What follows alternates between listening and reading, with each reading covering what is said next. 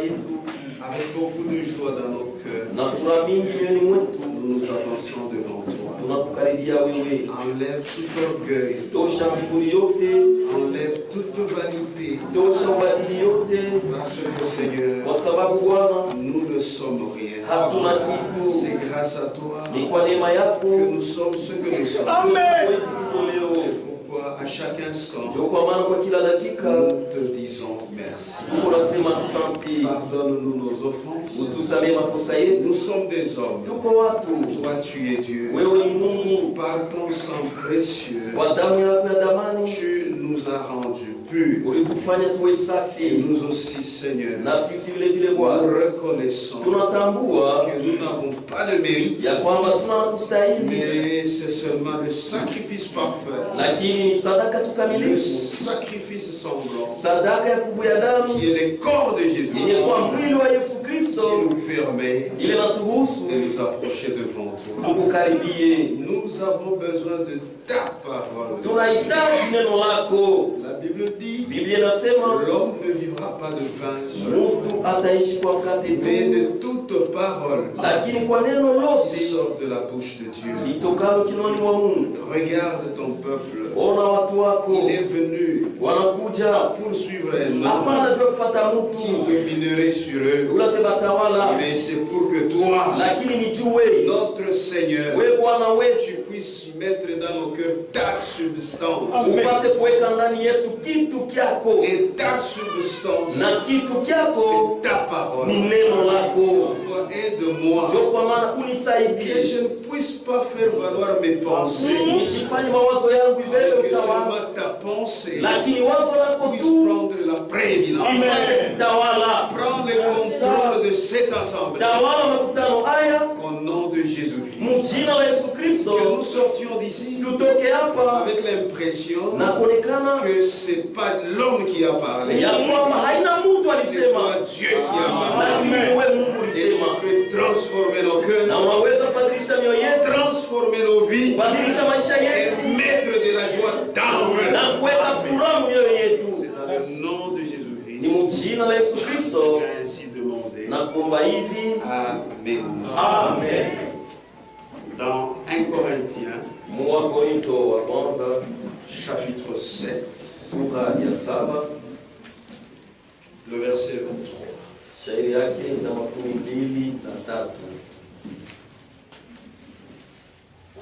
Vous avez été rachetés à un grand prix.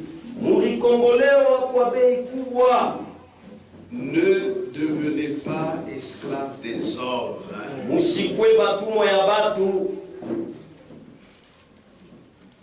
Amen. Vous pouvez vous asseoir.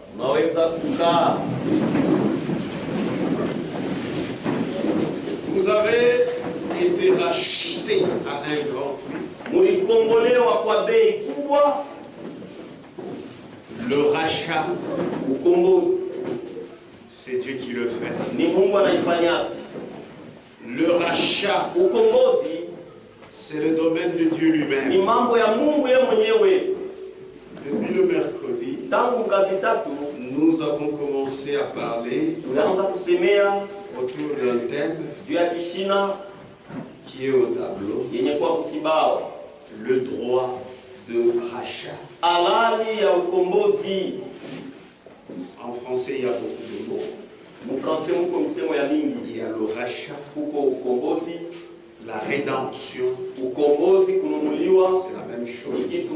On peut dire le droit de rachat ou le droit de la rédemption. C'est la même chose.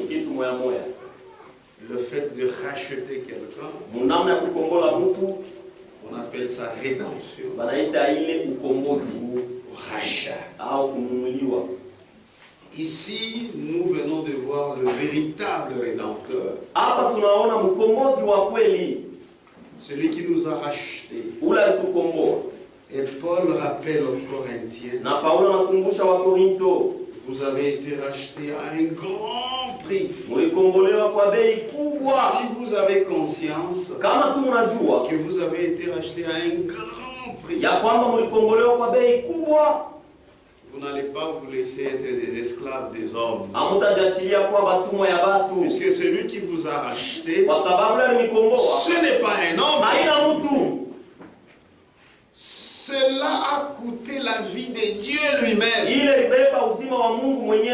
Pour qu'il se fasse homme et qu'il puisse venir verser son sang. C'est un prix très élevé. Il n'y a même pas moyen de vous l'imaginer. Même quand Frère Abraham dit une âme vaut 10 000 mondes, c'est une manière seulement de parler. Mais le prix est tellement grand qu'on ne peut pas l'estimer. Ça, c'est seulement une manière de parler. Pour dire, c'est un grand prix. Vous avez été racheté à un grand prix. Ne devenez pas esclaves des hommes. Il s'agit de racheter la personne elle-même ou de racheter tout ce que la personne a perdu. Nous tous savons que par notre père Abraham, par notre père Adam, l'humanité tout entière s'est vendue au diable. Par notre père Adam, l'humanité tout entière s'est vendue à qui? Au diable. Or, vous savez que le diable, c'est lui l'adversaire de Dieu. Aujourd'hui, il est ton adversaire. Toi, tu as apparu maintenant sur la terre. Mais avant que tu n'apparaisses, avant même que ton père apparaisse, avant même que tes ancêtres n'apparaissent, il a déjà été adversaire de Dieu. Voilà pourquoi quand toi tu es né, directement déjà vendu. Vendu au diable, vendu au péché. C'est-à-dire Adam a péché. C'est ce qu'on appelle le péché par représentation. Tu ne vas pas dire non, moi je n'étais pas là. Non, moi j'ai péché. Non, par Adam, tout le monde a péché.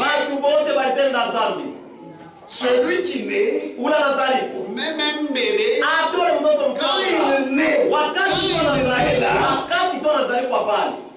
il est né dans le péché. Mais comme il n'a encore rien fait, Dieu ne peut pas lui compter ses péchés. C'est ainsi que si ce bébé mourait, il bénéficie de l'œuvre de rédemption. C'est pourquoi nous n'avons pas besoin de baptiser les enfants. Tout bébé qui meurt vont dans la gloire. C'est seulement quand tu atteins l'âge de la raison. La Bible dit, celui qui croira et qui sera baptisé sera sauvé. Et la Bible dit, la foi vient de ce qu'on entend. Celui qui doit entendre, c'est celui qui a l'âge de la raison. Et frère Branham dit, quand vous atteignez l'âge de raison, c'est là que le compteur entre en fonction. Amen. Même pour un fou, si tu as cru avant que tu ne sois fou, quand tu deviens fou, ces actes-là ne sont pas comptés. C'est seulement avant que tu ne sois fou. Si tu avais cru, tous tes actes-là ne te sont pas comptés. C'est la vérité. Que Dieu vous bénisse. Donc nous avons péché par représentation. par notre père Adam. Kupitia baba yetu Adam. Et nous tous, quand nous naissons, Na sisi wote wakati tunazaliwa, nous sommes égarés. tumepotea. Nous avons besoin Tuko lazima d'écouter la parole. ya kusikia neno. Nous avons besoin Tuko lazima de suivre Christ. na kumfuata Kristo. Dans Romains, Mwagoma c'est Paul qui parle. ni Paulo kunasema. Dans Romains chapitre 3, Waroma sura ya 3 à partir du verset 10. kuanzia sheria ya 10. Selon qu'il est écrit, Ufatano na vile imeandikwa, il n'y a point de juste, hakuna kama mwenye haki, pas même un seul. hata mmoja anako. Amen. Amen. Pour celui qui est né de la femme, Juu ya wale kuzaliwa kwa mwanamke, pas même un seul. hakuna hata mmoja. Nul n'est intelligent. Hakuna mtu wa akili, Nul ne cherche Dieu. hakuna mtu anatafuta Mungu. Tous sont égarés. Batu bote bashapotea, Tous sont pervertis. batu bote bashakuharibika. Il n'en est aucun Hakuna hata qui mmoja fasse le bien. ule kunatenda mema, Pas même un seul. hata moja hana ako kutenda mema. C'est pourquoi Ndio kwa maana ceux-là qui disent bali wanasema, que Marie, oh Marie, elle est immaculée Eh de ben. conception, eko immaculée de conception, zalikuwa bila taka. c'est faux. Ni vya bongo. Celui qui est immaculé de Ule conception, alichukuliwa mimba bila taka, ce n'est que Jésus-Christ. mpaka tu Yesu Kristo. On a regardé parmi les hommes, Waliangalia katikati ya on watu, a vu un seul. hapakuona hata On mmoja, a vu un kasema seul. tu mmoja, C'est seulement Jésus-Christ. mpaka tu Yesu Kristo. Mais on a regardé parmi les femmes, Lakini waliangalia katikati ya wanamke, on n'a vu personne. hapakuone mtu. Amen. Amen. Mais parmi les hommes, Lakini katikati ya wanaume c'est seulement ni Jésus-Christ. mpaka tu Yesu Kristo. C'est celui qu'on a vu. Yeye ndio ule Mais bado. parmi les femmes, Lakini katikati ya wanamke personne. hakuna hata Mais quand mtu. tu dis Sasa kama unasema Marie, Maria, immaculée de oh, conception, alichukuliwa mimba pasipo taka, menteur. uko mwongo. quand tu dis Kama unasema Branham, Branham, immaculée de conception, alichukuliwa mimba tu bila es taka, fou. uko mashini. Lui-même dit, Kama anasema je suis un pécheur, niko mtenda sauvé dhambi, par grâce. umekombolewa kwa neema. Amen. Amen. Pas même un seul. Hakuna hata mmoja, Il n'en est aucun qui fasse le bien. hakuna hata mtu mmoja unafanya mema, Pas même un seul. hata moja hanako. Oh, moi je connais quelqu'un, il Ona a des bonnes mtu mmoja œuvres. kuna matendo mazuri. Non, la justice de l'homme Uwaki wa mtu devant Dieu, c'est un ange souillé. ni kama kichafu, Pas même un seul. hata moja. Malgré leur orgueil. Ingawa kiburi yao, Amen. Les hommes ne peuvent pas se racheter les uns les autres. watu hawawezi kukombolana pamoja na wengine, Même s'ils se targuent d'avoir beaucoup de biens. hata kama vile jitapa kuwa na vitu vya mingi Mais mamali, le prix de leur âme lakini bei ya manafsi yao est très cher. iko bei sana. Psaume. Zaburi, Psaume 49, Zaburi 49 à partir du verset 7. kuanzia shairi ya 7. Ces gens-là, Bale bangu il ne faudrait pas qu'il en soit aussi de toi. papa. haipashe kuwe vile juu yako, Ils ont confiance en leur bien basha kuweka tumaini mumali yabo et se glorifient na beko najitukuza de leur grande richesse. na mautajiri yabo kubwa. Amen. Amen. Heureusement, Kwa heri pour le prix de l'âme, juu ya bei ya nafsi, les richesses mautajiri ne sont pas comptées. hahesabiwi. Amen. Amen. Amen. C'est la Ni vérité. ukweli. Ils ont confiance en leur bien Basha tumainia mali yao et se glorifient na beko de najitukuza leur grande richesse. ya utajiri yabo kubwa. Malgré ça, Ingawa hivi ils ne peuvent se racheter hapataweza kukombolana l'un l'autre, mmoja na mwingine ni donner à Dieu au kumpa Mungu le prix du rachat. bei ya ukombozi. Malgré qu'ils sont riches, Ingali matajiri, malgré qu'ils font des histoires ingali extraordinaires, kwa vitu vya mastajabu, s'ils veulent kama wanapenda s'en s'attendre du rachat kujongojea juu ya ukombozi du domaine des hommes, mambo ya basi ça n'aura jamais lieu. haitafanikaka hata siku moja, Parce que parmi eux, kwa sababu katikati yao personne n'en est digne. hakuna mtu anastahili. Celui qui croit Kuna nami que Branham ya kwamba Branham est Jésus, Eko il Yesu est menteur. ni muongo. Amen. Amen. Amen. C'est un humble serviteur de Dieu Ni mtumishi wa Mungu mnyenyekevu, qui aussi a été racheté ule naye alikombolewa à un grand prix. kwa bei kubwa. Ils ne peuvent se racheter Hawezi kujikomboa l'un l'autre, pamoja na wengine, Donner à Dieu au kumpa Mungu le prix du rachat, bei ya ukombozi, malgré leur richesse, ingawa utajiri yao, malgré qu'ils se sentent évoluer. ingawa wanajisikia wenye Mais kuendelea pour sana, leur âme, lakini ndio ils ne nafsi yao peuvent rien. hawawezi kufanya kitu. Le rachat de leur homme est cher Ukombozi wa nafsi yao iko bei sana et n'aura jamais lieu. na haitafanikaka kamwe. S'ils s'attendent du domaine des hommes, Kama ce wanachongozea kwa rachat Bwana, ne viendra ile jamais. ukombozi haitafanikaka kamwe.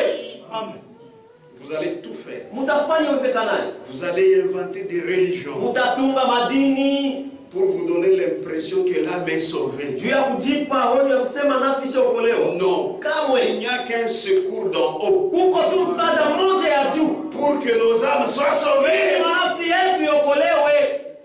Amen. Amen. C'est la vérité. Ni ukweli. S'ils comptent sur leur richesse Kama tu wanatumainia utajiri pour yao sauver leurs âmes, juu ya kuokoa nafsi yao, cela n'arrivera jamais. ila haitafanikaka kamwe.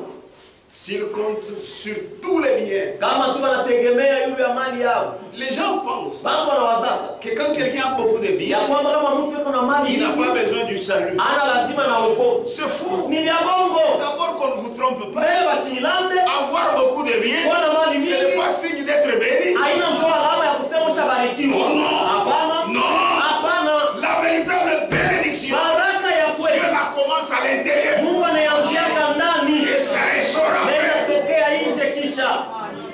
C'est la vérité. Ni ukweli. 1 Pierre, Petro wa kwanza chapitre 1, sura ya kwanza verset 18. shairi ya 18,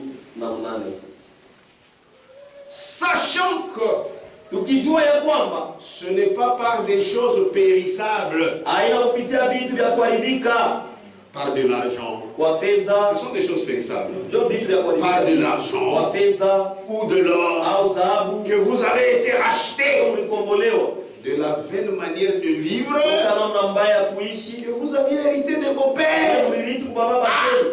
Nous avons péché par représentation, Mlitenda dhambi kwa utangulizi, mais lakini par le sang précieux de Christ, kupitia damu ya damani ya Kristo, comme des agneaux sans défaut saa ya mwana kondo bila kulema et sans tache, na bila taka, prédestinés ile vitangulia kutayarishwa, ule vitangulia kutayarishwa avant la fondation du monde mbele ya kuumba dunia et manifestés na kuonekana à la wazi fin des temps mwisho ya à wakati cause de vous. juu yenu.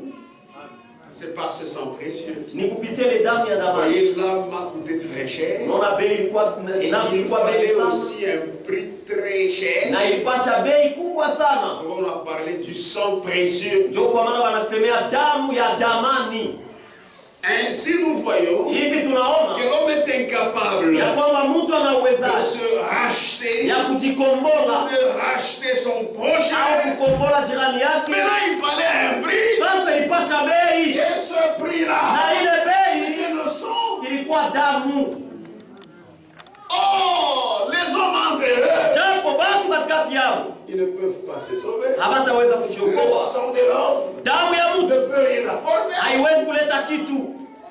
Sous la loi, Chini ya sheria on a pris le sang des animaux, walibeba damu ya wanyama, qui était le type ile ilikuwa mfano du vrai sang de Christ. ya damu ya kweli ya Kristo. Ça couvrait le péché. Inaanza kufinika Parce dhambi que Dieu le voulait kwa ainsi. sababu Mungu alipendaka Mais vile, ce n'est qu'une ombre lakini ilikuwa tu des kimvuli choses à venir. ya vitu vile vitakuya, Et dont la réalisation na ile utimilico wake est en Christ. iko ndani ya Kristo. D'abord, le sang des animaux. Mbele damu ya wanyama, Frère Adam explique. kwa nafasiri C'est un sang ni damu, inférieur. ni damu ya chini. Ça n'a rien à voir avec l'homme. Le sang de l'animal et le sang de l'homme, le sang de l'homme est supérieur. Donc ça ne pouvait rien apporter. Ça typifiait seulement le vrai sang. Pas le sang de l'homme, mais le sang de Dieu lui-même. Il devait se faire un homme. Amen. Donc l'homme était incapable. Puisque le rachat pour le salut ne se trouve qu'en Dieu lui-même. Pas dans les hommes. Personne. Même si tu t'es réveillé, on te dit que telle personne t'a sauvé. Refuse. Il n'y a que Dieu. Il n'y a que Dieu qui peut sauver. Amen. Donc l'homme était capable. Il fallait Dieu en qui le rachat est, en qui le salut est. Maintenant, Dieu, il n'a pas le sang. Voilà pourquoi, pour que nous puissions en bénéficier, il fallait qu'il puisse être notre proche parent. Qu'il puisse être notre proche parent. Le parent rédempteur.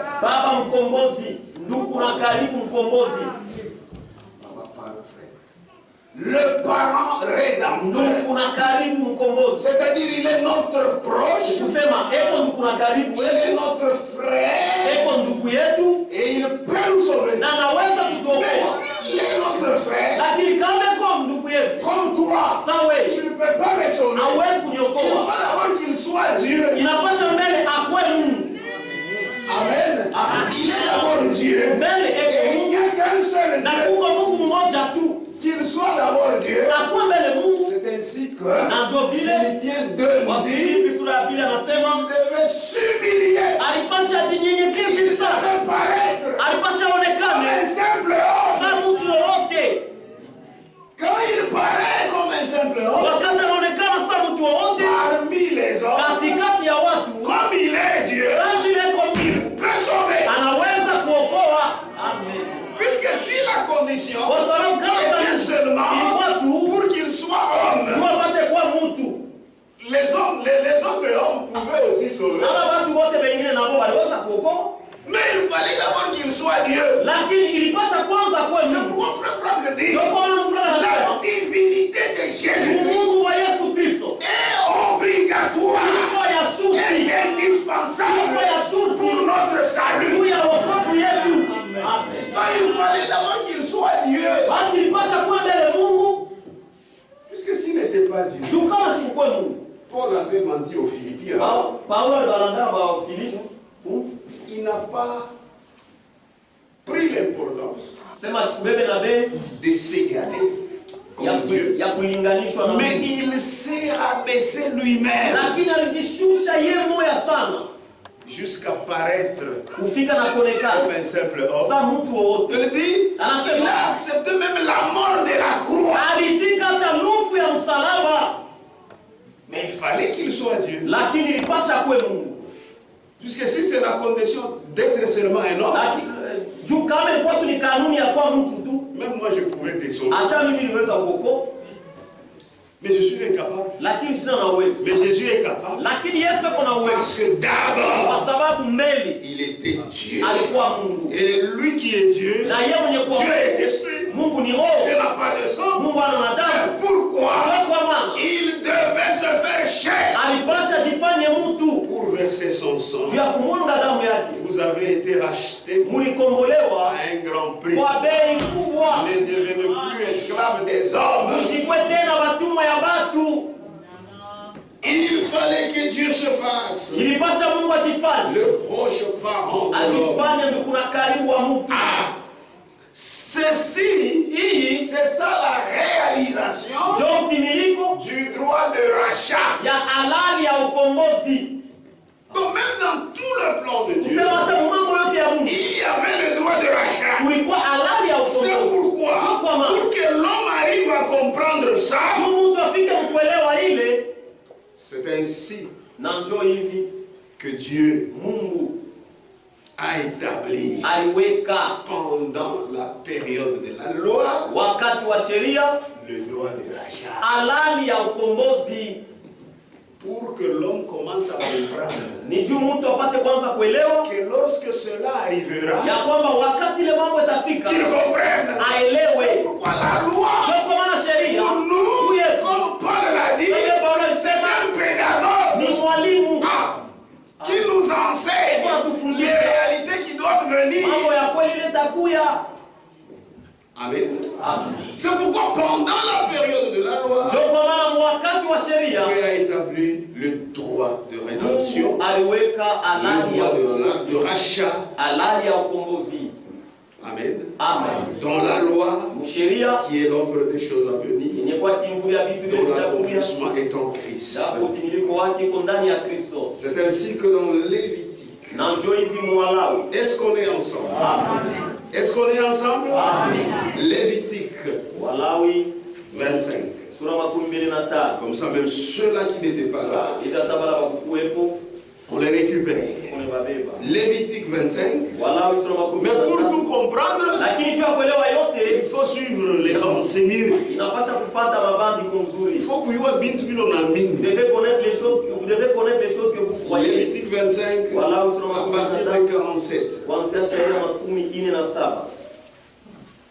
Vous pouvez suivre ça sur Internet. Lévitique 25, 23. L'été. Amen.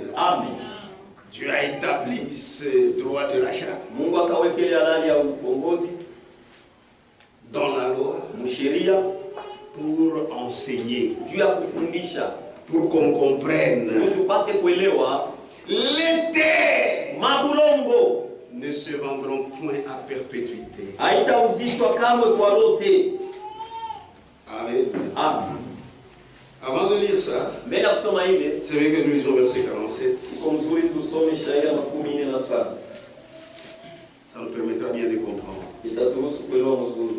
Si un étranger, si celui demeure chez toi, devient riche, et que ton frère devienne pauvre, près de lui, et se vendent à l'étranger,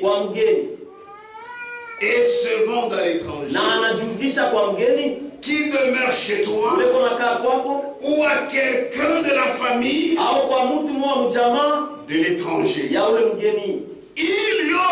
pour lui le droit de rachat. Après qu'il se sera vendu, un de ses frères pourra le racheter. Son proche parent, son oncle, ou le fils de son oncle, ou l'un de ses proches parents pourra le racheter. Ou bien, s'il en a les ressources, il se rachètera lui-même. Amen. Ton frère devient pauvre. Il n'a plus rien. C'est comme nous étions aussi vendus au diable. Il se vend à l'étranger. Il y a pour lui un droit de rachat. S'il a des ressources, il peut payer pour son rachat. S'il n'en a pas les ressources, ce n'est pas n'importe qui viendra le racheter. Attention, ça doit être son proche parent, son frère, son oncle, c'est-à-dire toi-même quand tu t'es vendu. Donc ici, c'est le droit de rachat quand on s'est vendu soi-même.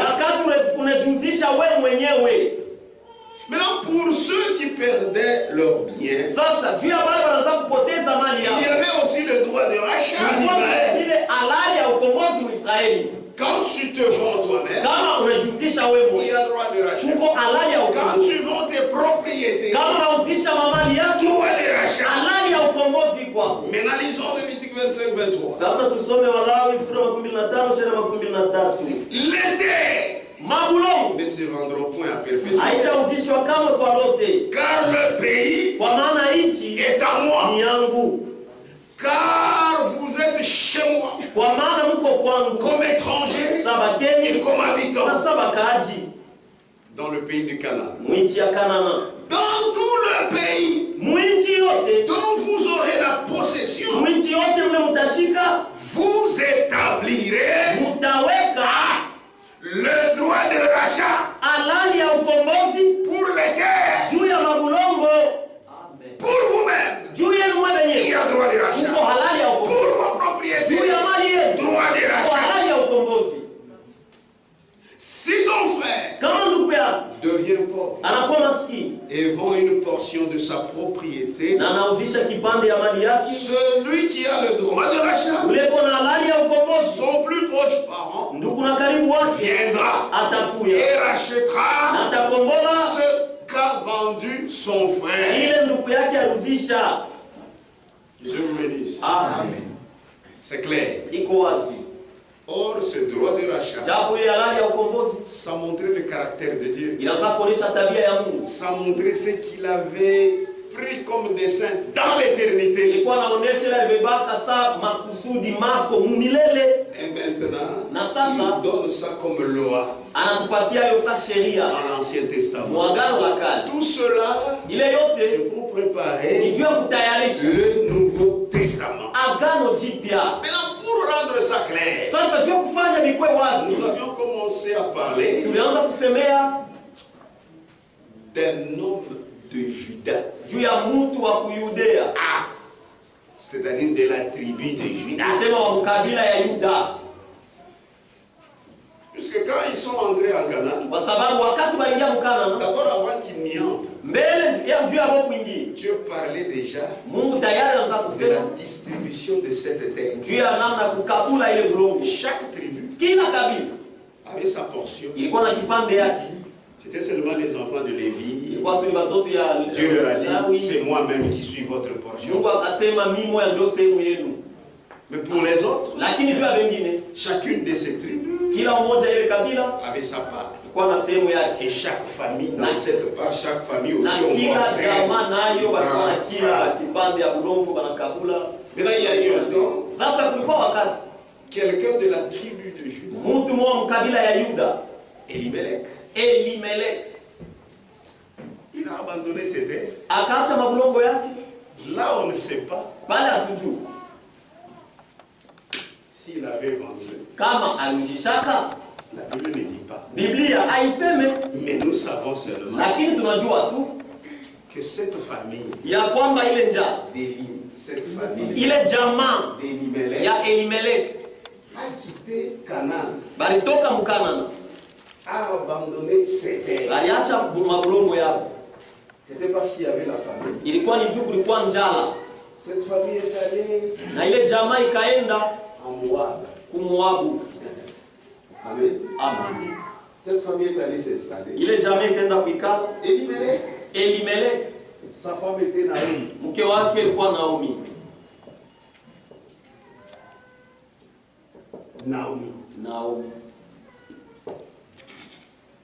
Il avait deux fils. Il y avait Maclon. Ce n'est pas Macron. Oui, Macron. Oh non, c'est Macron. Non, c'est pas Macron. Macron et Kiljon. D'abord, le fait de quitter sa terre, c'est ça son héritage. Et la terre de qui? De Dieu. C'est-à-dire, c'est une image. Vous quittez la parole. pour aller ailleurs. Tu as kwenda fwashi ingine. Dans les dénominations. Mumazebu. Dans le monde. Mudunia. Vous croyez que vous aurez la bénédiction? Vous n'en aurez pas. C'est mieux que je reste souffrir dans la parole. Vous avez déjà quitté la dénomination. N'y regardez même pas. Vaguez là-bas. La bénédiction est dans la parole. Amen. Le fait qu'ils ont quitté, ils étaient déjà blâmables. Comment vous allez quitter un endroit où Dieu lui-même a assuré pour vous y faire demeurer? Et c'est par le combat que vous avez eu chaque pouce de terre. Amen. Amen. Et ils ont quitté. Ça va. Ils ont quitté. Arrivé au pays de Moab, lui-même le chef de la famille, Elimelech, est mort. Le chef de la famille. Mort. Maintenant Naomi est restée avec ses deux fils. Au lieu de raisonner de retourner, même en ce moment-là, Macron et Kiljon épousent même. Comme si cela ne suffisait pas de quitter leur pays promis, ils voient même la mort de leur père. Mais l'homme est très têtu. Et non, ça arrive, c'est un accident. Et ces deux fils ici, Macron et Kiljon, ils savaient bien qu'on refusait que le peuple d'Israël se marie aux païens. Mais ils ont fait semblant. Ils ont pris même des femmes. Des Moabites. Amen. Amen. Et ces deux femmes, il y avait Orpa et Ruth. Toutes les deux des Moabites. Oh, ça ira, dis-toi, oui. Qu'est-ce que ça fait? Papa, il faut quoi? Papa est déjà mort, la mort est là. Naomi pensait trouver la consolation. Après quelques temps, ces deux fils-là, Macron et Kiljon, sont morts. C'est alors qu'elle a commencé à envier de revenir dans son pays. Elle a perdu son mari. Elle a perdu ses deux fils. Mais ses belles filles étaient là. Maintenant, il fallait qu'elle rentre. Elle commence à dire à ses belles filles, retournez. Moi, je vais rentrer chez nous. Premier roi, les deux ont semblé résister. Non, nous irons. Elle continue, elle peut être dure dans les paroles. Vous voyez mon âge. Même si il arrivait que je pouvais avoir des enfants. Est-ce que vous allez les attendre? Sinon, vous aussi vous allez vieillir. L'une a compris. Je reste. Mais Ruth s'est cramponnée à sa belle-mère. Amen. Et vous voyez déjà qu'on ne parle plus d'Elimelech. Il est décédé. Kiljon Macron décédé.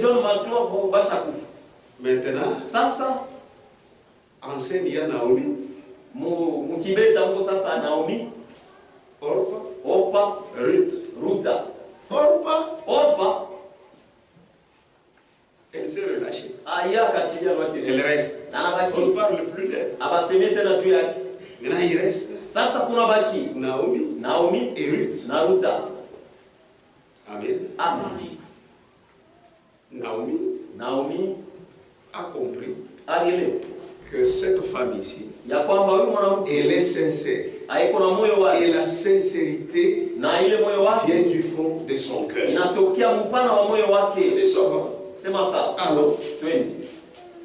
maintenant, arrivé dans son pays, vous savez que Naomi n'avait rien. Elle avait déjà perdu certains. Maintenant, il fallait trouver un proche parent. Non seulement un proche parent, mais un proche parent qui a les ressources pour racheter ses biens. Amen. Maintenant, c'est bien. Ils sont retournés. Naomi n'avait rien. Or, elle avait sa belle-fille. Elle devait nourrir sa belle-fille. Sa belle-fille n'était pas une prostituée. Pour chercher à tout prix de l'argent. Elle non plus, Naomi n'était pas une prostituée. Pour chercher à tout prix de l'argent. Mais il fallait trouver quelqu'un qui était leur proche parent et qui avait des ressources. C'est une très bonne histoire. On aura le temps de tout raconter.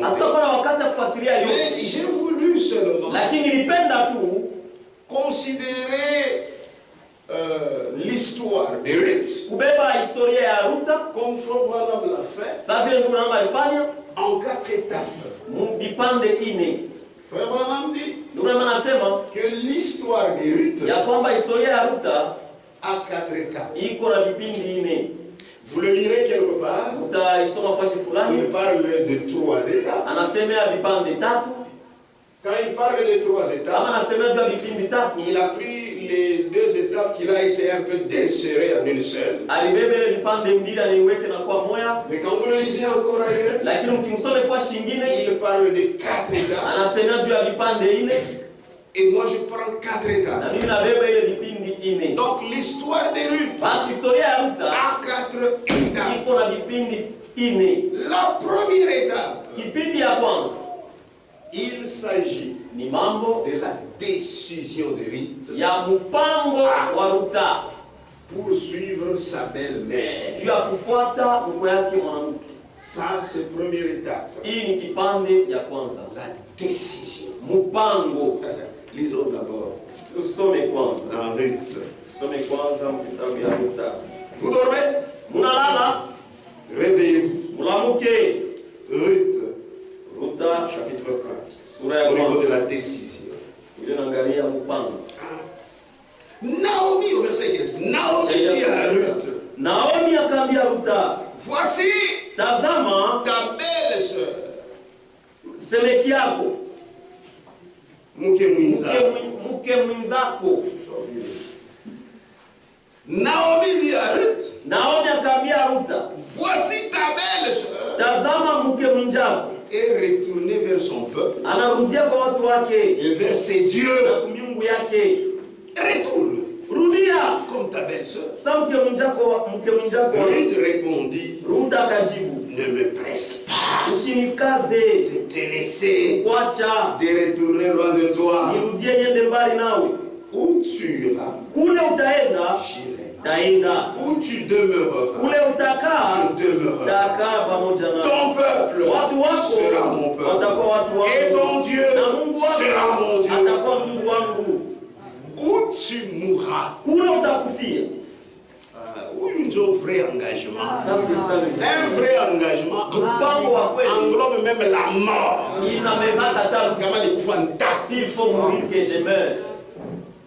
Où tu mourras, kulo takufa, je mourrai. nami takufia, Et j'y serai enterré. nami tazikwa kule. Que l'Éternel me traite dans toute sa rigueur. Wa milele nitendee kwa ukali wote wote. Si autre chose que la mort vient à me séparer de toi. Ama kitu kingine kije kiwa lufu ya kunitenga nawe. Naomi, la voyant décidée Naomi akimuona kibeba mpango à aller avec elle, kwenda pamoja naye, cessa ses instances. akacha kumkaza. Frère, Ndugu, c'est ça la puissance de la décision. njo uwezo wa mpango. Et frère Branham a prêché ce message. Na ndugu na marubini, La puissance de la décision. uwezo wa mpango. Frère, Ndugu, quelqu'un de sincère, mtu tu wa moyo basi, s'il prend une décision, kama anabeba mpango, une bonne décision, mpango wa il mzuri, ne recule pas. harudi yake kama nyuma. Amen. Surtout une décision Zaidi mpango qui engage mon âme. ile nabeba uzito ya nafsi yangu. Utafanya vyote Ndugu, vous allez faire tout ce que vous utafanya. allez faire, mimi sina kule. Frère, il n'y a pas une autre décision. Hakuna mpango mwingine. Amen. Amen. Que celle Upita hii de s'engager dans les choses de Dieu. ya kujingiza mambo ya Mungu. Frère, tu n'as pas fait une erreur. Au kukotole. Toi qui as abandonné la dénomination. Wewe uliacha Tu zero. n'as pas fait une erreur. Au kukotola Tu es hapa. dans les bons. Uko msafari nzuri. C'est la bonne décision. Ni mpango ya Maintenant, nous mzuri. verrons Sasa si tutaona ta décision est puissante. kama mpango wako ni wa uwezo.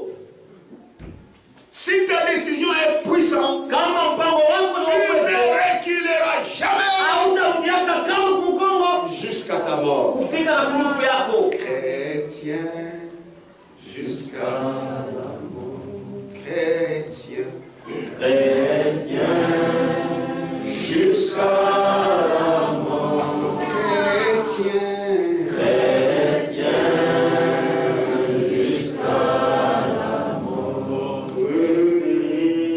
Je serai chrétien jusqu'à la mort. C'est ça la puissance de la décision. Jo uwezo wa mpango. Si tu te décides Kama unabeba de mpango t'engager dans une bonne voie, ya kujingiza njia nzuri, tiens-bon, simama, sikamana, persévère. kankamana. Amen. Amen. Ne recule pas. Usirudie nyuma. C'est ça la première phase. Njo kipindi ya kwanza. Amen. Amen. Dans la vie ou dans l'histoire Historia de Naomi. ya Naomi. Apocalypse chapitre 5. C'est Ufunuo, Frère Branham, hein? Ufunuo sura ya 5 ni ndugu Branham. Page 18. Kurasa wa 18.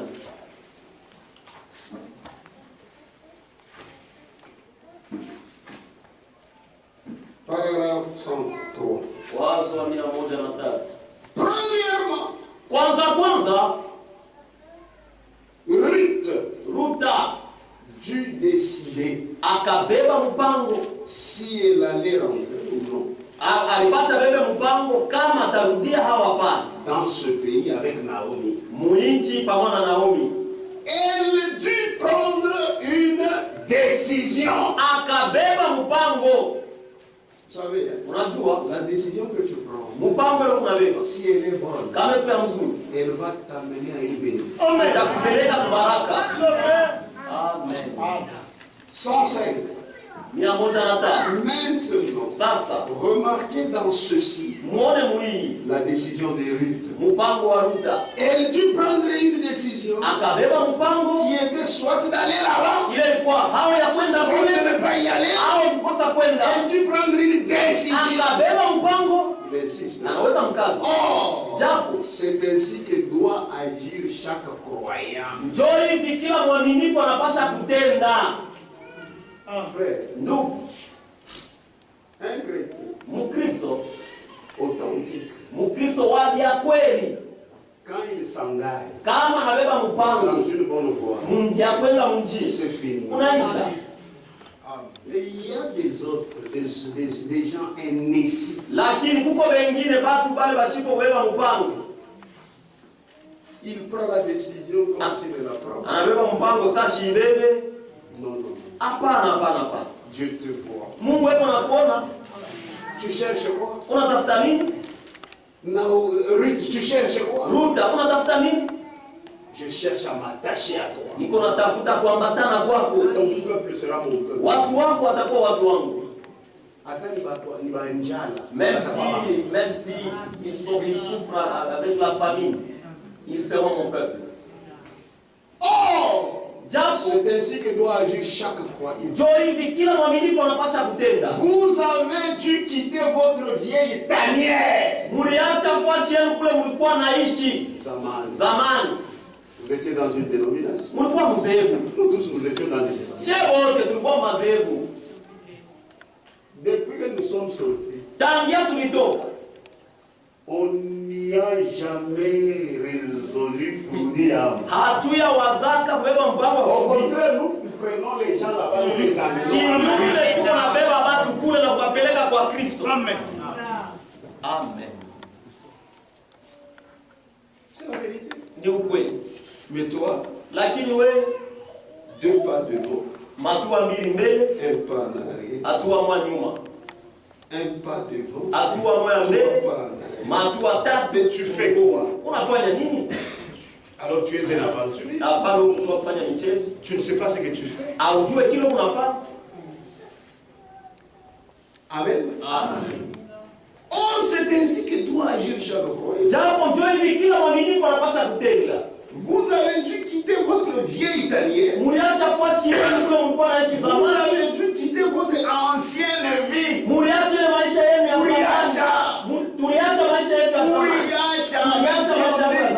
C'est un vous de majesté et Shima. Vous avez dû quitter votre ancienne vie. Vous avez dû quitter les vieilles choses du monde. Ça dépend de la décision. C'est pourquoi, frère, celui qui a bien décidé, regardez-le dans sa manière de vivre. Regardez-le dans sa manière de marcher sur ce chemin. Il y a des gens qui sont ici, ils ne savent même pas pourquoi ils sont. Et ils pensent que c'est seulement un choix parmi tant de groupes.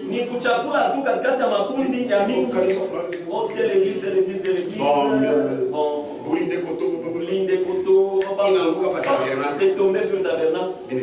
Alors je vais au tabernacle. Tu abandonneras ça. Tu abandonneras. Si tu es venu ici comme ça, à moins que Dieu t'aide.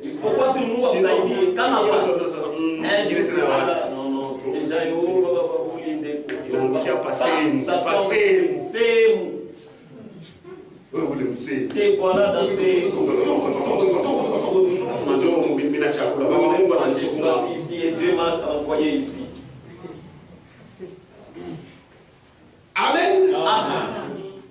Est-ce que vous avez fait, lorsque vous êtes devenu chrétien, il y a des choses que vous avez laissées. Vous avez quitté la piscine.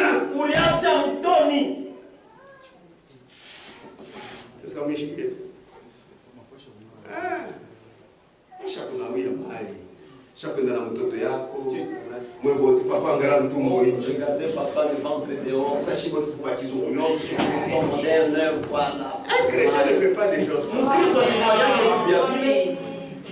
Amen. On ne s'en fait rien. Ils sont des civilisés. Les battre qui sont ils ont civilisé va change. Frère Branham me dit, je suis arrivé quelque part. Au lieu où je devais aller me laver, je vois une fille venir. Bonjour révérend. J'aimerais un peu vous laver. Quoi?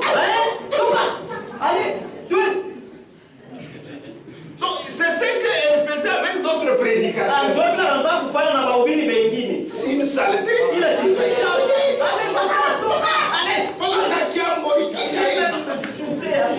Amen.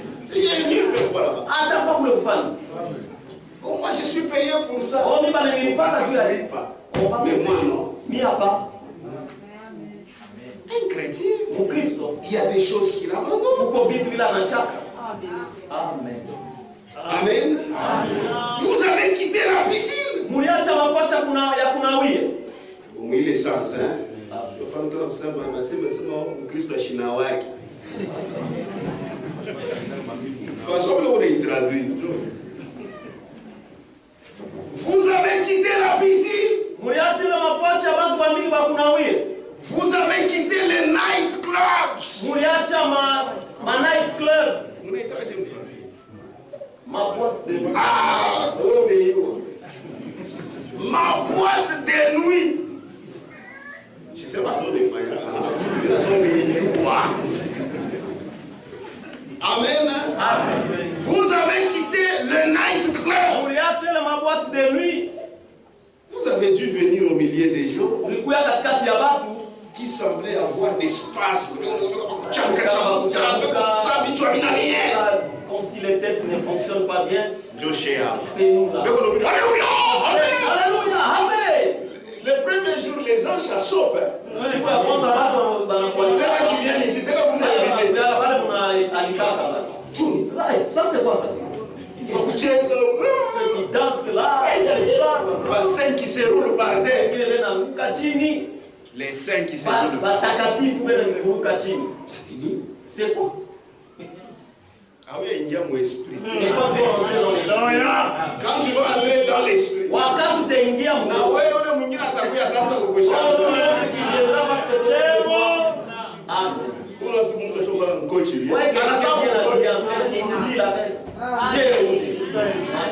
atmosphère céleste. Quand Dieu te sauve, unashikana kutangu kwake.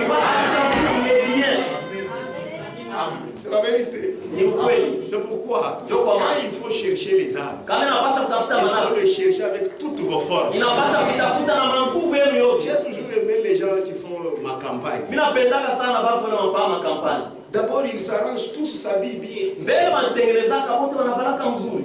Puis comme un coach. Ça, mais un coach. Oh, quand tu dois être sérieux. Normalement, c'est ça. Mais maintenant, on va un coach. Maintenant, on verra voir.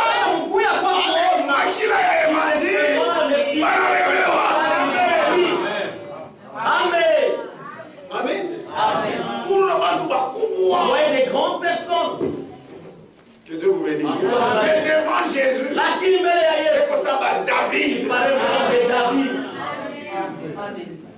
Que Dieu vous bénisse. Amen. C'est seulement Dieu qui peut le faire.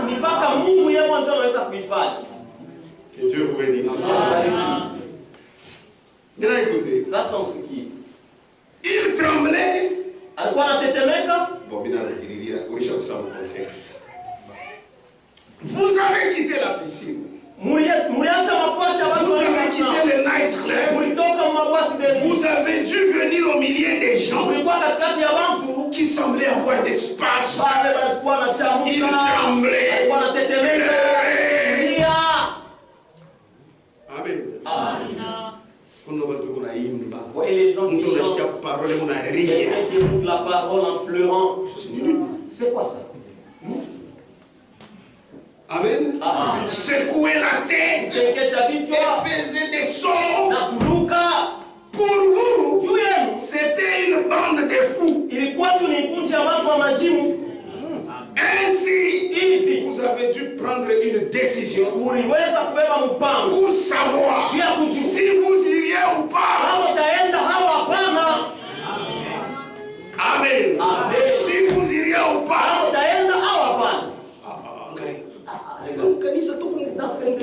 Frère, sœur, ou bien petit, c'est toujours nous, dada. Attends, pasteur, toujours nous. Révérend. Moi, je reste ici, on appelle révérend. Il faut prendre une décision. Il faut prendre une décision. Amen. C'est la vérité. C'est vrai. Et vous saviez qu'en faisant cela, vos propres gens allaient se moquer de vous. Ceux que vous aviez quittés, et c'est vrai,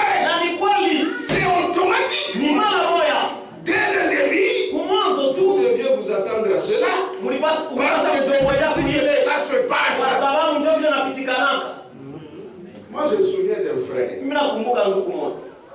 Amen. Amen. Il était prêtre.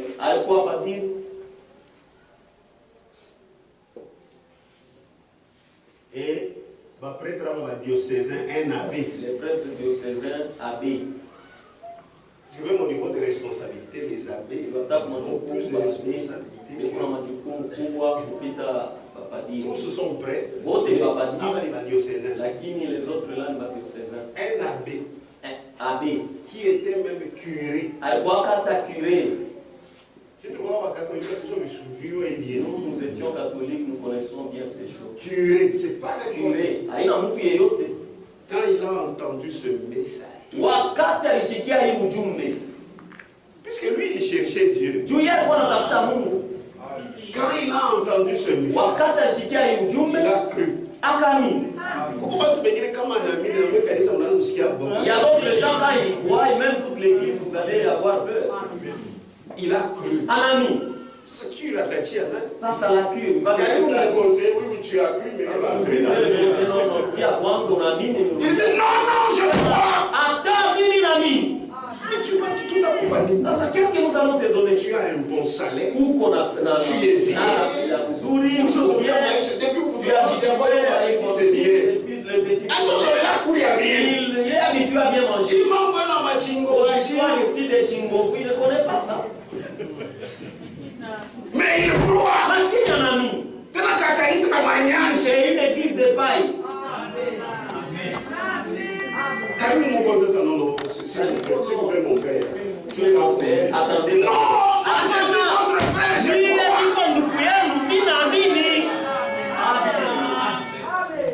frère, ça vient non. Ce sont là des rites. Il a cru. Il a tout abandonné. Et même maintenant, il est encore là dans la foi. Un jour, ses amis, il passait, c'était en cours de route, il le voit avec un vélo en train de pousser, puisqu'il y avait une charge. Il quitte le champ avec sa femme. Maintenant, ils se sont dit, non, c'est pas possible. Arrête d'abord, arrête. Mon père, arrête. Ça, c'est pas la bête. On l'avait toujours avec. Il dit, c'est lui. Il descend. Il le salue. Il dit, mais c'est quoi ça? Tu fais quoi? Le champ. Tu as fait ça. Allez, monte. Niko na mzigo wangu. Donc si vous le blaguez, il y a des gens qui le blaguent.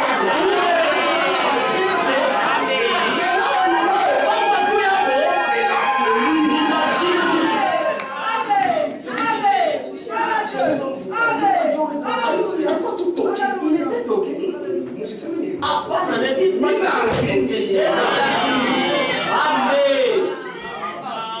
frère, il y a des décisions qui sont puissantes. Et là où ça t'amène, c'est au salut. Frère, quand nous croyons, nous ne pensons pas aux honneurs de ce monde. Non, nous pensons à la vie éternelle. C'est à cela que nous pensons. Il a même épreuve à traverser. Amen. Et puis quand il a cru ce frère-là, tous les galons sont tombés. Il n'a pas dit, moi j'étais, vous savez ce que j'étais. Maintenant moi aussi ici je crois. Simple chrétien. Si Dieu t'avait appelé, ça va se manifester dans la vérité.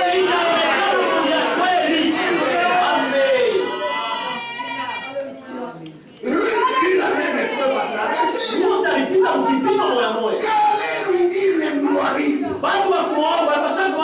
quand elle passerait de l'autre côté pour aller en Israël?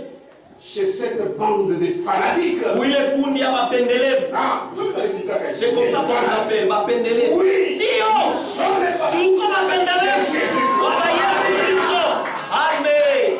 Voyez-vous, Naona elle dut prendre une décision. akabeba mpango, alipasha kubeba mpango. Elle dut prendre une décision. Alipasha kubeba mpango. Elle dut décider. Alipasha kubeba mpango. Et vous aussi, Na mwe vile vile devez décider. unapasha kubeba mpango. Amen. Amen. Finalement, Mwisho na mwisho, quand elle eut pris la décision, wakati alibeba mpango, elle entra dans le pays. akaingia mwinchi, Dans le pays nouveau. mwinchi mpya. Pour lui, c'était un pays nouveau. Kwake ilikuwa ni Pour elle, nchi c'était mpya. un pays Juu nouveau. yake ilikuwa ni nchi Mais elle mpya. a pris la décision. Lakini alibeba mpango. Que Dieu vous bénisse. Wow. Si c'est croire, Kama ni kwa nini? croyez totalement. Amini ya Et kweli. restez dans ce pays. Na bakia mwinchi. Amen. Que Dieu vous bénisse. C'est la vérité. Ça, c'était la première étape. Ile ilikuwa kipande ya kwanza. Deuxième étape. Kipindi ya pili. Ah, Ruth qui est allée Ruta ule alienda n'était pas une paresseuse. asikuwake mvivu. Ah, deuxième étape, Kipindi ya pili c'est le service. ni kazi. Ah, les services de Ruth Kazi ya Ruta. dans le champ de Boaz. Mshamba ya Boazi. Les services de Ruth dans le champ de Boaz. Kazi ya Ruta mshamba ya Boazi. Elle n'était pas paresseuse. Asikuwake mvivu. Voilà. Hapana. Elle devait travailler. Alipasha kutumika. Oui, frère. Hiyo ndugu. Elle devait être là, Alipasha kuwe pale. en train de travailler, Kazi. en train de se faire remarquer Kutumika namna aonekane. par son travail. Kupitia kazi yake. Que Dieu vous bénisse. Mungu awabariki. Ruth 2, Ruta sura ya pili. verset 3. Sheria ya tatu. Qu'est-ce que je dis? Nasema nini Ruta sura ya pili? Ruth 2. Regarde. On commence au verset 2. Tuanzie shairi ya pili. Ruth la Moabite Ruta wa Moabu dit à Naomi, akaambia Naomi, laisse-moi, je te prie. uniache na kuomba. Ce n'était pas une paresseuse. Asikuwe mvivu. Laisse-moi, je te prie, Uniache na kuomba. aller glaner des épis dans le champ de celui aux yeux duquel je trouverai grâce. Niende kulokota vikunja ya minji mshamba ya ule mitapata neema mbele yake. Kulokota vikunja ya minji. Kuglane, kulokota hii inaanguka. Ni mingi tu. Ile, wewe sema tu asema kwenda kama ni kulokota. Kule. Vikunja ya minji hapa. Tu vikunja hata vikunja terikulia. Ruth la Moabite dit à Naomi, Ruta wa Moabu akamwambia Naomi, laisse-moi, je te prie, uniache na kuomba. aller glaner des épis dans le champ de celui où Niende nikalokote je mshamba trouverai grâce. ya ule mitapata neema mbele yake. Une demande du travail. Ombi ya kazi. Elle lui répondit, Akamjibu, va ma fille. wende binti wangu. Elle alla Akaenda glaner kulokota dans un champ mshamba derrière les moissonneurs. mkongo ya mavunaji. Si vous croyez, Kama unaamini, devenez humble. unapaswa kuwa mnyenyekevu. Et il se trouva par hasard, Na akajikuta kwa kubahatisha, il se trouva par hasard ikapatikana kwa kubahatisha que la pièce de terre appartenait à Boaz, ya kwamba kipande ya bulongo ilikuwa ni ya Boazi, qui était de la famille d'Elimelech. ule waka wa mjamaa ya Elimeleki. Frère, Amen. frère, Ndugu, c'est dans son courage ni modari yake qu'il est arrivé là-bas. alifika kule. La terre appartenait à Boaz, Bulongo ilikuwa ya qui Boazi, était de la famille alikuwa wa d'Elimelech. mjamaa ya Elimeleki. Amen. Amen. Et voici Boaz. Na tazama Boazi, Et Boaz, na Boazi Frère Branham dit, ndio maana anasema il était le type type de Christ. Alikuwa mfano wa Kristo. Et voici Boaz vient de Bethléem. Na tazama Boazi akaja tokea Et Bethlehem. il dit au moissonneur Na akaambia wavunaji, que l'Éternel soit avec vous. wa milele hawe pamoja nanyi. Il lui répondit, Wakamjibu, que l'Éternel te bénisse. wa milele akubariki. Et Boaz dit à son serviteur, Na Boazi akaambia mfanyakazi wake. et Boaz dit à son serviteur chargé de surveiller les moissonneurs, Na Boazi akaambia mfanyakazi wake yule alikuwa anabujitwa kuangalia wavunaji. ah, vous remarquez Il a remarqué le type de Christ. mfano wa Kristo. Remarquez. Il a remarqué. Et il pose la question, Na anauliza à ulizo. qui est cette jeune femme? Huyu kijana mwanamke ni wa nani? Amen. Amen. Le serviteur chargé de surveiller les moissonneurs répondit, Mtumishi yule alikuwa anabujitwa kuangalia wafanyakazi akajibu. qui a témoignage? Écoutez le Témoignage. Témoignage. Ushuhuda. C'est une jeune femme moabite Ni kijana mwanamke wa Moabu. qui est revenue avec Naomi Yule alirudia na Naomi du pays de Moab. tokea nchi ya Moabu. Et il a dit, Alisema donc para ifika mshamba mbele alomba tena permission. quand elle est arrivée au champ, elle a demandé C'est ce la serviteur qui donne le rapport à son chef. ni ule mtumishi ndio kunaleta ripoti. Et il a dit, Alisema permettez-moi de glaner uniruhusu nilokote et de ramasser des épis entre les gerbes na kulokota derrière les moissonneurs. na kulokota nyuma ya bavunaji. Donc, ni kumkongo. Voici derrière. Et depuis ce matin Na tangia asubuhi qu'elle est venue, alikuya, elle a été debout alikuwa paka bwima jusqu'à présent. mpaka na hapa sasa. C'est une travailleuse. Ni mtu wa kutumika kazi Elle ne s'est reposée. na Alipumzika tu qu'un moment mpaka wakati kidogo dans la maison. munyumba. Amen. Amen. Maintenant écoutez. Sasa msikie. Et depuis ce matin Na tangia asubuhi qu'il est venu, alikuya, elle a été debout alikuwa paka bwima iko jusqu'à natumika présent. mpaka na hapa sasa. Et ne s'est reposée Na alipumzika tu qu'un moment wakati kidogo dans la maison. munyumba. C'est-à-dire, Ni kusema ashikupumzika hata kama anakuwa. elle ne s'est même pas reposée une seule fois. Eko mpaka anatumika. Elle était là en train Elle de fait travailler. qu'elle travaille. Yeye mpaka kutumika. Tumika. Mon frère. Tumika ndugu yangu. Travail. Tumika. Mon frère, Ndugu yangu. ne te lâche pas. Usichoke. Ne vous lâchez pas. Usichoke. Ne vous relâchez pas. Usiachilie. Continuez à travailler Endelee kutumika. dans la chambre Mshamba de notre Boaz. ya Boazi wetu. Notre Boaz, Boazi c'est wetu ni Jésus-Christ. Yesu Kristo. Travaillez. Tumike. Travaillez. Tumike. La récompense est là. Malipo iko kwako. C'est la vérité. Ni ukweli. Apocalypse, Ufunuo chapitre 5, c'est la prédication. ni mahubiri ya Bwana. Amen. Amen. C'est la vérité. Ni ukweli. Travaillez. Mtumike. Ne vous fatiguez pas. Msichoke. Même si les gens parlent de vous à mal, Hata kama watu wananisemea vibaya. soyez à l'aise. Le Seigneur voit votre travail. Bwana anaona kazi yenu. Apocalypse chapitre 5, Ufunuo sura ya 5. page 112. Ukarasa 112. Deuxième étape. Ce qu'elle dut faire ensuite, Ila alipasaka kufanya kisha ce fut de travailler. ilikuwa ni kutumika. De travailler. Kutumika. Elle devint une légaliste. Akawa Mtu wa sheria. Ah! Travailler. Kutumika. Travailler. Kutumika. Elle prit une décision. Akabeba mpango. C'est pourquoi ces jours-là, je vous disais, Ndio kwa maana ile siku mimi nimeambia même dans la grâce, hata munema il y a dans l'eau. muko sheria. Amen. Elle prit une décision Akabeba mpango et entra dans le pays. na akaingia mwinchi. Amen. Amen. Ce qu'elle dut faire, Ila alipasaka tena c'est kufanya de travailler. ilikuwa ni kutumika. Elle devint une légaliste. Akawa mtu wa sheria. Elle dut travailler Alipasaka kutumika à son salut uokovu wake avec na crainte woga et na tremblement. kutetemeka. Comme vous. Sawa yeye. Elle releva ses vêtements. Akakunja mavazi yake Et alla dans le champ na akaenda mashamba et se mit à glaner derrière les servantes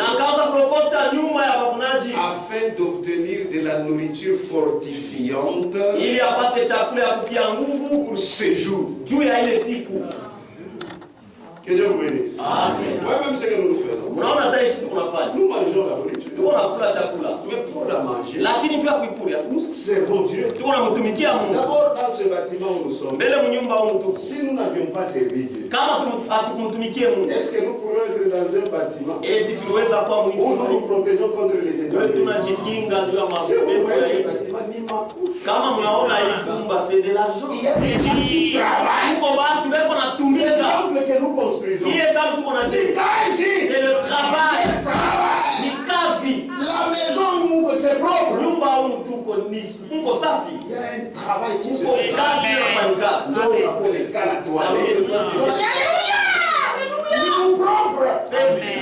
a des gens qui travaillent. Les prédicateurs qui viennent pour prêcher, mais il y a un travail. Parce que si on ne soutient pas l'œuvre, on va fermer. Tout ce que vous voyez chez votre machine, c'est du travail. C'est du travail. C'est pas si on a fait tout notre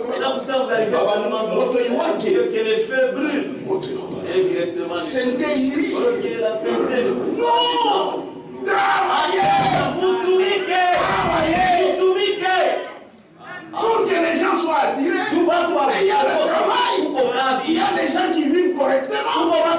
Des gens qui vont chercher les arbres. Des gens qui invitent les gens. Mais c'est le travail. Il y a des gens qui prient. Je sais que dans cette église, il y a des gens pour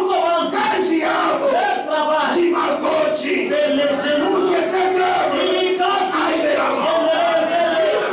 Pour que les serviteurs de Dieu ne tombent pas. Pour que l'église se mette debout.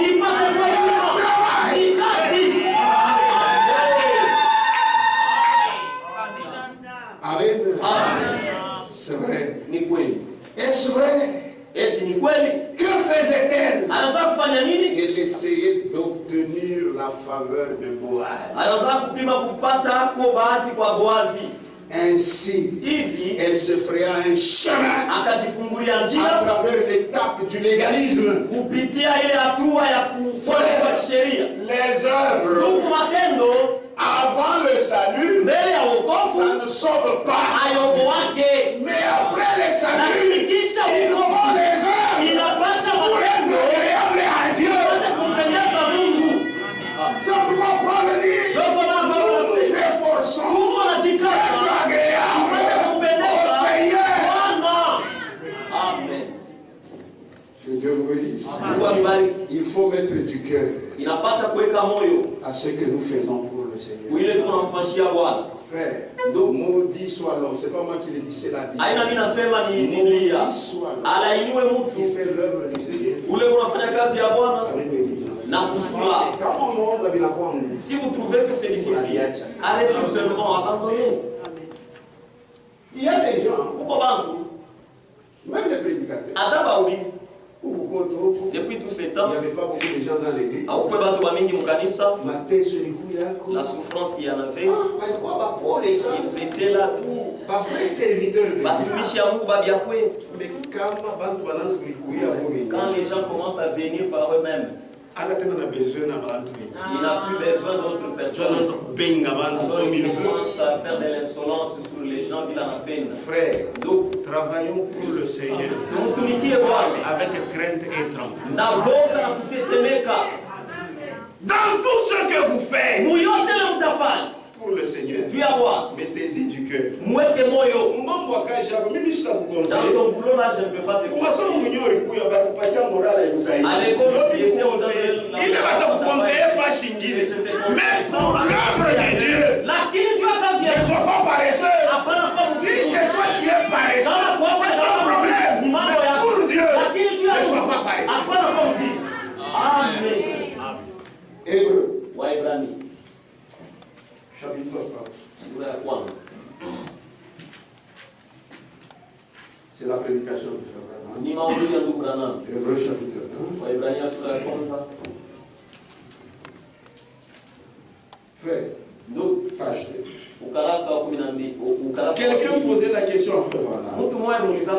Il dit, Frère Branham, je constate que quand tu fais quelque chose, tu y mets tout ton cœur. C'est pourquoi nous devons savoir qu'il y a toujours des gens qui nous observent. Il y a toujours des gens qui nous observent. On a quelque part. Ils voient quelque part. C'est pour les connaître les lois. Où est-ce qu'il va? Il ne va pas l'empêcher. Mon magasin. Et c'est dans les magasins. Il rentre. Tu m'entends ça? Innocent, hypocrite. Un jour quand tu diras innocent, mon Afrique. Ah, tiens, non, frère. Non, c'est ses frères. C'est un faux frère. Moi, je le connais. Il y a toujours des gens qui vous observent. Vivez correctement. Frère Branham, je constate que quand tu fais quelque chose, tu y mets tout ton cœur. J'ai dit, l'unique façon pour vous de faire correctement un travail pour le Seigneur,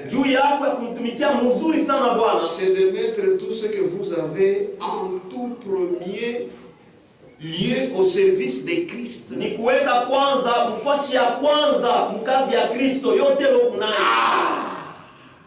Tout ce que tu as en premier lieu, c'est dans le service de Christ. Toute votre force. Est-ce que tu as la force? Est-ce que tu as la force? En premier lieu, c'est au service du Seigneur. Moi, je suis comme ça. Moi-même, si on m'achète la veste, tout ça qu'on me l'offre. Quand on épouse bien, chérie, essaye un peu. Ça va, ça va. Ok, merci. Accent. Qu'est-ce que déjà pour culte? Déjà demain, il y a culte. Allez, vous n'êtes mais il y a ici des gens. Ils ont déjà caché ça. Vous allez mourir. Mais c'est pour Christ. Mais tu as Christ. Comment il t'a donné la parole à côté? Même pas la semaine. D'abord, c'est pour le Seigneur. Mais vous il a déjà mis ça sous la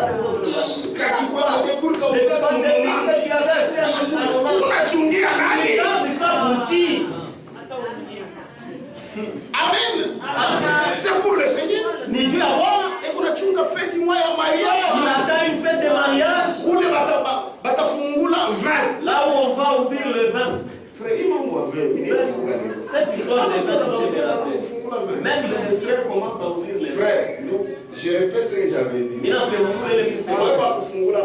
Vous qui ouvrez les vins, ne m'appelez jamais à votre fête. Vous faites d'ailleurs, mais le mois si j'ai venu le mariage, ça suffit pour moi ici. Moi je vous dis, parce que vous commencez à nous énerver. Vous pensez que c'est ça trouver l'argent. Vous commencez à imiter les autres. Oh, non, ma frère, c'est ça, job de animateur. Qui se disent que ça païens. Des païens. Mais non, c'est le moment. Ça, ils vont partir. Des sablés comme la champagne. Qu'est-ce qu'on a? Quel alléluia. Faites Yashipové à Inaïka. 120 n'existe pas. Hein? Et puis moi, je vais organiser. Pourquoi pas ensemble? Moi, je vais organiser. Pourquoi pas ensemble? Vraiment. Comment vous supportez de telles choses? Nous avons cru avant vous. On ne voyait pas de telles bêtises. Vous voulez nous faire reproduire de quoi? Non, frère. C'est quoi le vin? 20. si tu ne pas la veine, pas nous vivons le fait, c'est seulement ici. Tu as à l'écart de la commune, la frère, la semaine, la commune, la veine. Tu crois le fait, ton pasteur ne voit même pas. Les gens ont marron. C'est pas bien. Ce n'est pas bien. Quand vous nous invitez à vos fêtes, ce n'est pas que nous manquons à manger. Nous mangeons. On vient seulement parce que c'est notre frère et notre soeur. Mais vous aussi honorez-nous. Ce n'est pas normal. Ah, qu'est-ce que ça fait? Tu ouvriras. Tchoukuna frère, on a commenté bien. Il commente très bien parce qu'il s'y connaît dans non, c'est mon frère, ça s'appelle quoi, animateur? Vous pensez que le frère, comme il est animateur, moi, je ne m'invite pas à me baigner. Commencez à vous inviter vous-même. Vous êtes habitué à vos histoires. Pas de soucis. Si nous viendrons seulement à l'église, la fête de l'église nous suffit. Vous commencez à nous décevoir. Vous écrivez sur les invitations les mensonges. Ça commencera comme 14 heures, comme déjà comme 16 heures, 17 heures. Bon, c'est faux. Vous arrivez à cette heure-là, ils ne sont pas là. Et même ceux qui doivent accueillir les gens, ils sont là, il faut attendre pour manger. Et voir comment ils vont ouvrir le vin. Amen. Ce n'est pas bien. Quelqu'un vous observe. Les gens commencent même à dire. C'est frère, on a changé. Si on a eu ma fête, nous connaissons vos anciennes fêtes. Il y a ça, il n'y a plus de dents dans vos bouches. J'ai dit non, moi je ne suis pas encore jeune. Je suis encore jeune. Amen. Amen. Amen. Amen. Amen. Amen. Vous